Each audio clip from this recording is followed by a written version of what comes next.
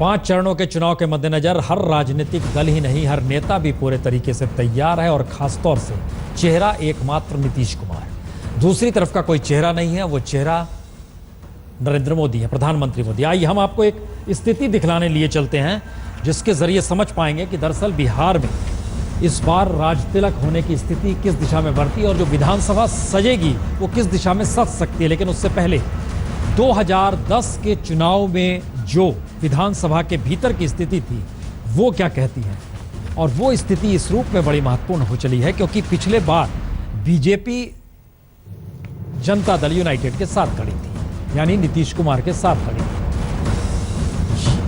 ये एक स्थिति है, ये हम आपको पहले एक तारीख दिखला रहे हैं। इस तारीख का मतलब समझिए कि जो 5 चरणों में चुनाव है वो बतला रहे हैं कि किस रूप में ये पूरा का पूरा चुनाव होगा। हालांकि नोटिफिकेशन पहले फेस के वोटिंग के लिए तो अभी से ही नोटिफिकेशन सितंबर से ही जारी हो जाएगा, लेकिन उसके बाद अलग अलग फेज जो तय हैं। इसमें पहली बार ये है कि पिछली बार के चुनाव और इस चुनाव में अंतर सबसे बड़ा ये है कि इस बार प्रचार के लिए सिर्फ 38 दिन मिलेंगे। पिछली बार 45 दिन मिले थे, यानी चुनाव आयोग ने एक वह कम कर दिया हिस्सा। पिछली बार 6 फेज में चुनाव था, इस बार 5 फेज में है। पिछली बार दशहरा और दिवाली दोनों के एट पार जाकर और छठ भी उसके भीतर आने के बाद फिर वोटों की गिनती हुई थी। 20 नवंबर तक चले थे वो 6 फेज जो थे। इस बार दिवाली से पहले सारी वोटिंग भी निपट जाएगी और मतगणना भी हो जाएगी, यानी इस बार की दीपावली सत्ता में जो शख्स आएंगे उनके साथ कहीं ज़्यादा धूमधाम के साथ वो मनाएंगे और कोशिश भी होगी, ये सारी चीज़ें। अब ये आइए आपको हम आपको ये दिखाते हैं, ये एक दूसरी स्थिति है। ये बता रहे हैं इसमें अगर हम आ जाएं कि जनता दल यूनाइटेड, ये हम बीच में आके खड़े हैं, 115 सीट पिछली बार जीती थी, 115। और दूसरी तरफ अगर आप देखते हैं तो ये 91 सीटें बीजेपी जीती। अब इसका मतलब ये है कि इन दोनों को अगर मिला दीजिए तो फिर वो 2/3 की स्थिति थी। ये दोनों मिलकर चुनाव लड़े थे, दोनों एनडीए गठबंधन में थे, दोनों एक साथ खड़े थे। इस बार ये दोनों बिल्कुल अलग अलग है। जनता दल यूनाइटेड अपने गठबंधन में बड़े भाई की भूमिका में है, बीजेपी एनडीए गठबंधन में बड़े भाई की भूमिका है। लेकिन बीजेपी ने इससे पहले जो चुनाव लड़े हैं उसमें कभी भी जितनी सीटों पर इस बार वो लड़ने जा रही है, कई जगह से मतलब लगभग 60 जगह ऐसी है जहां पर उसका अपना ऑर्गेनाइजेशन, अपना चेहरा, अपना नेता पिछले 10-15 बरस में बन नहीं पाया क्योंकि वो गठबंधन में साथ खड़ी थी जनता दल यूनाइटेड की। तो ये एक स्थिति है बीजेपी की। दूसरी तरफ आरजेडी की सबसे बड़ी ताकत उसके अपने वोट बैंक है। आरजेडी सिर्फ 22 सीट जीती थी लेकिन उसे 18% वोट मिले थे, 18.8% वोट मिले थे। लेकिन दूसरी तरफ याद कीजिए बीजेपी 91 सीट जीतती है लेकिन उसे 16% वोट मिलते हैं। कांग्रेस का अपना एक वोट बैंक लगभग 8, औसत निकालिएगा तो 8% का वोट उसके पास लगातार बना हुआ है। चाहे जिस वक्त जगन्नाथ मिश्रा की सत्ता जाती है, लालू प्रसाद यादव आते हैं और एक पूरी परंपरा को निभाइए तो कांग्रेस अपने बूते कुछ भी नहीं कर सकती है, लेकिन इसके 7 से 8% वोटिंग जो पिछले 25 बरस में इसके साथ हमेशा से रहे हैं, इंटैक्ट रहे हैं, उसका लाभ नीतीश कुमार को मिल सकता है। एलजेपी 3 सीट, ये वोट बैंक फायदेमंद है बीजेपी के लिए।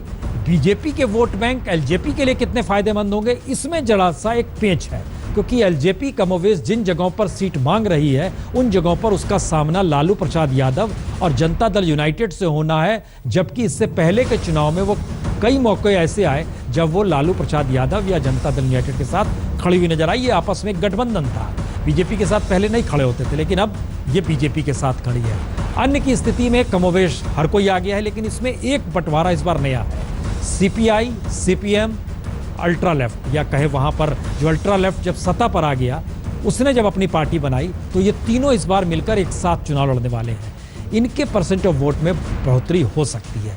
ये एक ओवरऑल स्थिति आपके सामने बन के निकल आ रही है, जिससे बहुत साफ पता चल रहा है कि अगर नई विधानसभा सजेगी तो किस रूप में सजेगी इसका फैसला तो जनादेश के बाद ही होगा। लेकिन इससे पहले की स्थिति में चले जाएं तो ये हम आपको दिखा दें कितने वोट किसके हिस्से में गए थे।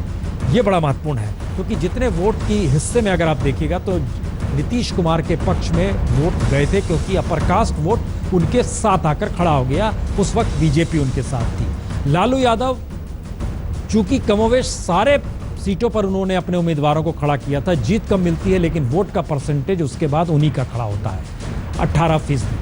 उसके बाद आप इस दूसरे स्थिति में आइएगा, तीसरी स्थिति में बीजेपी अपनी जगह, लेकिन बीजेपी इससे पहले उसके साथ जो उसकी सोशल इंजीनियरिंग थी वह नीतीश कुमार का चेहरा और नीतीश कुमार को सुशासन बाबू के तौर पर जो पहचान मिली, वह वोट शिफ्ट हो रहे थे लगातार। अटल बिहारी वाजपेयी के साथ नीतीश कुमार का रहना, फिर यहाँ से बिहार जाना, बिहार में वही चेहरे के साथ बीजेपी का खड़े रहना, संघ भी साथ में उस वक्त में खड़ा हो गया था। ये सारी स्थितियां बतलाती हैं कि कहीं ना कहीं गठबंधन का लाभ था। लेकिन अब बीजेपी को अपनी रणनीति के तहत पहली बार बिहार में एक पहला मौका है जब बीजेपी को अपने बूते चुनाव लड़ना है और उसके साथ छोटे छोटे प्लेयर्स जो कि कहीं उसके उस सोशल इंजीनियरिंग में साथ देंगे, वो कितना परसेंट वोट का लाभ दिला सकते हैं ये देखना होगा। अगर क्षेत्रवार अगर आप देखने की कोशिश कीजिए तो तिरहुत, यहाँ पर 73 सीटें हैं। अब इन स्थितियों को अगर बांटेंगे अलग अलग जगहों पर तो ये आपको समझना होगा कि इसका जो अलग अलग फेज है, चूंकि एक बड़ी महत्वपूर्ण बात है इस चुनाव आयोग ने जो ऐलान किया है उसमें बिहार में जब आप लकीर खींचते हैं अलग अलग क्षेत्रवार तरीकों से, तो उसमें एक मुश्किल सबसे बड़ी ये है कि कुछ क्षेत्र दूसरे क्षेत्र में जो कि चुनावी तरीके से बांटे गए हैं अलग अलग क्षेत्र में, वो बिल्कुल अलग अलग बढ़ जाते हैं। ये तिरहुत की 73 सीटें हैं, इसमें अलग हिस्से में एक तरफ 26, एक तरफ 36। मिथ्यांचल का पूरा इलाके में जो इस बार सबसे लास्ट फेज में होनी है वोटिंग, ये सबसे आखिरी हिस्सा है मिथ्यांचल का, और ये जिसमें दरभंगा, मधुबनी, ये सारे इलाके आते हैं, सुपौल, ये मुस्लिम बहुल इलाका आप कह सकते हैं। और जो आखिरी फेज है ये मुस्लिम बहुल इलाके में वोटिंग होनी है। इसका मतलब है कंसंट्रेट कहीं ना कहीं ये 9 जिले करेंगे मिथिलांचल के जो 36 सीटें सीमांचल की, जो सीमा का इलाका है, खासतौर से आप कह सकते हैं जो नेपाल के बॉर्डर से सटा हुआ इलाका है, वहाँ पर 36 सीटें हैं। यहाँ पर बड़ा महत्वपूर्ण इसलिए है क्योंकि नेपाल कहीं ना कहीं नरेंद्र मोदी के गुडबुक में रहा है और वहाँ पर भूकंप के दौर को याद कीजिए, कोसी को लेकर याद कीजिए, तो मदद पहुँचाने के लिए वो एक कदम आगे बढ़े। लेकिन दूसरी स्थिति क्या बनती है, इन जगहों पर मदद दी गई लेकिन विकास उस रूप में पहुँचा नहीं, चाहे वो पटना का विकास हो या दिल्ली का विकास हो। स्थिति बड़ी नाजुक है, रोजगार नहीं है, इंडस्ट्री नहीं है, वहाँ के लोग पलायन करते हैं, मजदूर है। सबसे बड़ी बात यह है कि वहाँ पर कृषि भी सबसे खराब स्थिति में पहुँच गया है।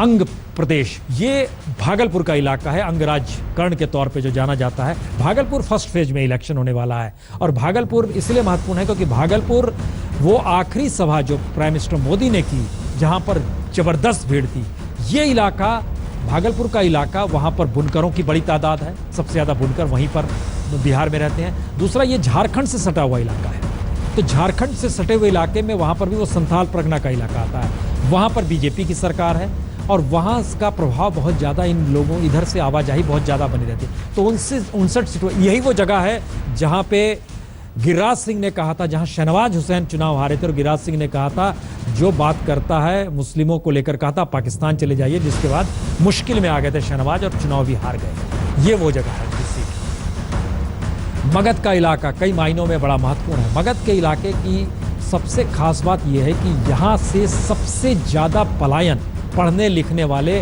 लड़कों का, बच्चों का हुआ है।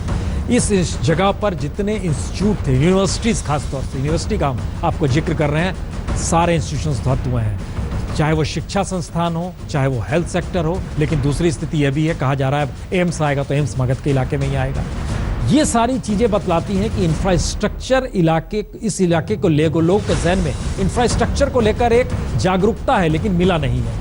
उसका खामियाजा सुशासन बाबू को भुगतना पड़ सकता है, ये शहरी मिजाज का। भोजपुर का इलाका पूरी तरीके से आप कह सकते हैं ये वो जगह है जहां पर नक्सलवाद ने जगह बनाई, ये वो जगह है जहां जातीय युद्ध को देखा गया, संघर्ष हुए यहाँ पर। ये वो जगह है जो खास तौर से भोजपुर के इलाके, और यहाँ पर लेफ्ट की एक हिस्सेदारी है, लेफ्ट का लगभग 3% वोट उसके हिस्से में हमेशा रहा है भोजपुर के इलाके में, इससे आप इनकार नहीं कर सकते हैं।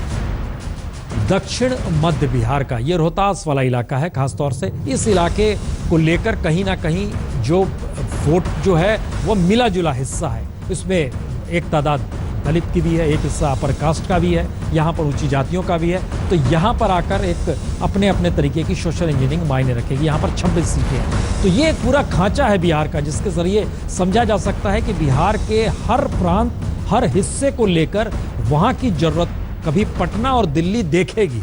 और इसीलिए ये बार बार है कि अगर नरेंद्र मोदी चेहरा बनकर उतरते हैं तो दिल्ली का योगदान उसमें बड़ा महत्वपूर्ण इसलिए होगा क्योंकि एक बड़ा हिस्सा बिहार का दिल्ली ही नहीं देश के अलग अलग हिस्सों में है, जिसे बार बार लगता है कि विकास उस रूप में होना चाहिए। हम एक छोटे से ब्रेक के बाद तुरंत लौटेंगे। बिहार चुनाव इस मामले में सिर्फ महत्वपूर्ण नहीं है कि क्या प्रधानमंत्री मोदी का चेहरा लेकर एनडीए वहां पर चुनाव मैदान में कूदेगी, महत्वपूर्ण इसलिए भी है बीते 25 बरस की सत्ता के दौरान मंडल और कमंडल का जो टकराव हुआ था, मंडल का वर्चस्व बिहार की राजनीति में रहा। राजदीप, ये एक हर जहन में सवाल है कि क्या लालू, नीतीश, ये सब जो मंडल से निकले हुए जो नेता थे, क्या उनके वर्चस्व को मौजूदा वक्त की सियासत तोड़ सकती है और दिल्ली से निकलकर नरेंद्र मोदी अगुवाई करते हुए एनडीए को वहां पर सत्ता दिला सकते हैं? देखिए, 20 साल में फर्क आया है।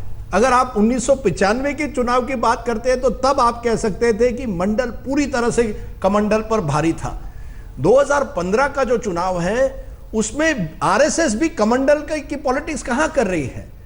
आरएसएस अब जो पॉलिटिक्स कर रही है, उन्होंने अपने आप को बिहार में एक तरह से मंडलाइज कर दिया है, यानी मंडल पॉलिटिक्स की जीत हुई है। लेकिन जो मंडल पॉलिटिक्स 95 में थी, जहां लालू ने असर्टिव कास्ट आइडेंटिटी, अपनी जाति की राजनीति की थी, वहां अब नरेंद्र मोदी चाहते हैं कि कास्ट प्लस पॉलिटिक्स, कास्ट और विकास के पॉलिटिक्स को लेकर, यानी मंडल के साथ आप विकास की पॉलिटिक्स करके बिहार जीतना चाहते हैं। यह एक फर्क आया है 20 साल में। 95 के चुनाव में केवल लालू एक व्यक्ति थे जो लोगों के सामने मंडल की पॉलिटिक्स रखते थे। अब नीतीश और लालू वही पॉलिटिक्स कर रहे हैं, लेकिन बीजेपी में बदलाव आया है। यानी कमंडल की, अगर बीजेपी चुनाव जीतता है तो यह कहना कि कमंडल की पॉलिटिक्स की जीत है, यह गलत होगा। जीत होगी कि आपने मंडल के पॉलिटिक्स को एक्सपेंड करके उसको विकास के दायरे में लाया है और अपर कास्ट को अपनी तरफ लिया है। यानी बीजेपी जाति की पॉलिटिक्स करेगी बिहार में, कास्ट पॉलिटिक्स पर बीजेपी चुनाव जीतना चाहती है। उसमें आपने दलितों को भी अपनी तरफ किया है, थोड़े बहुत अति पिछड़ों को किया है। आप तेली समाज की रैली करते हैं, कोरी समाज की रैली करते हैं, निषाद समाज की रैली करते हैं। यानी जो यूपी में आपने पॉलिटिक्स की थी 2014 जनरल इलेक्शन में, वही पॉलिटिक्स अब आप बिहार में। विकास का नारा जो लगाया जा रहा है वो बिहार की राजनीति पर असर नहीं डालेगा? बिल्कुल डालेगा, क्योंकि वहां से आपको एक्स्ट्रा वोट मिल रहा है, आपको अपना वोट कास्ट पर मिल रहा है। आप जो कैंडिडेट रखेंगे जाति के आधार पर रखेंगे और नरेंद्र मोदी को ऊपर से कहेंगे कि मोदी जी आप लोगों को कहिए कि मैं विकास लाऊंगा। केंद्र में अगर वही सरकार हो जो राज्य में हो, तो इससे लोगों को फायदा होगा। खास करके जो युवा पीढ़ी है, जो मंडल के एजिटेशन के बाद आई है, जो अब 20-25 साल की है, उनको आप अट्रैक्ट कर रहे हैं इस विकास के मुद्दे से। तो विकास का मुद्दा रहेगा, लेकिन साथ साथ आप मंडल की राजनीति भी करेंगे। मैंने आप इस कहने की स्थिति में है कि मंडल को लेकर लोग मूर्ख बनते रहे, बेवकूफ बनते रहे, अब विकास को लेकर मूर्ख बनेंगे। मैं कह रहा हूं कि नई पॉलिटिक्स जो है उसे मंडल प्लस पॉलिटिक्स आप कहिए। मंडल प्लस पॉलिटिक्स का जमाना है। नीतीश कुमार ने यही राजनीति की थी 2010 में, इस बार बीजेपी करने जा रही है।